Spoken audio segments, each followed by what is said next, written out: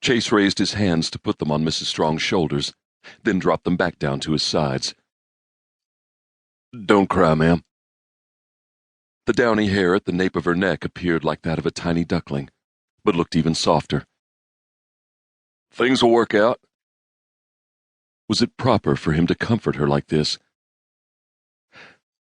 "What's your given name?" he asked gently. "Jessie. My name's Jessie," she murmured, her tears changing her voice to a husky softness. "Ah, Jessie. That's real pretty. Would you mind if I called you that?" She shook her head. A warm feeling took him by surprise, making him yearn for things he'd never had. Imagined feelings whispered through his mind, making his heart tighten up. "Come over here and sit by the fire. I've dealt you a healthy shock." He rested a palm on the small of her back and guided her over to a chair by the hearth and sat her down. After adding a log to the fire, Chase went to the sideboard. Women liked tea when they were feeling poorly. At least that's what he'd heard. He rummaged around until he came upon some sassafras leaves. He dipped the small black kettle into the water bucket and set it on the stove to boil. He waited.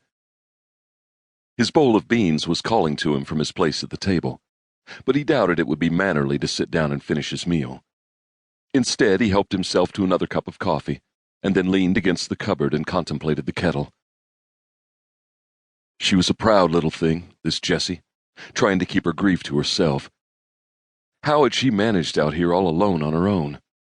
And now with winter approaching, what would she do without Nathan? He prepared a cup of tea, carried it over to where she sat, and lightly touched her shoulder. When she didn't respond right away, he cleared his throat softly. "Jessie, try some of this." Her startled gaze fixed on him. "Thank you." She took the cup, but it rattled so violently, he feared it would end up in her lap. He reached out, covering her hands with his own, and steadied it until she had it under control. Her cheeks, now the color of summer roses, vied for his attention. "I'll be fine now that I'm over the first shock," she said, avoiding his gaze. She blew on the hot tea before taking a sip. "Do you have a friend or family member around I could notify for you?" "Please don't worry, Mr. Logan. I can take care of myself. The only difference is, I won't be waiting for Nathan now. He'll never be coming home again." Her words struck a chord. Whether it was the way she said it or the words themselves, he didn't know. But he knew exactly what she was feeling inside. Alone, small, and unworthy of someone's concern. Well, he wasn't going to leave her alone tonight. That was the final thing he could do for Nathan. "Would you mind if I bedded down in your barn for the night? My horse is worn out and it's getting late. I could just throw my bedroll on some straw and catch a good night's sleep." He gave his most hopeful look. She smiled at that, bringing light back into her eyes. "I'm afraid the barn won't be much protection for you. It was Nathan's intention to fix the roof as soon as he came home this fall, but you're welcome to stay if you like." Surprised at the feeling her response brought, he smiled back. "Cody will appreciate some time in a stall, dry or not. I know I will too." With that, he glanced over at the table and his bowl of beans. "Just be careful.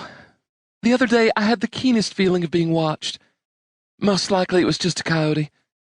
Nathan said wolves don't come this close to settlements." Jessie stood and crossed to the table. She lifted his bowl and scraped his beans back into the pot. Chase swallowed once, twice. Her lips curved up slightly. "Just heating them up a bit. Can't let you stay out in the barn without something hot in your belly to keep you from freezing, can I?" The warm feeling was back, tightening his chest and warming his cheeks. He tried to hold on to it, savor it. "No, ma'am, I don't suppose you could."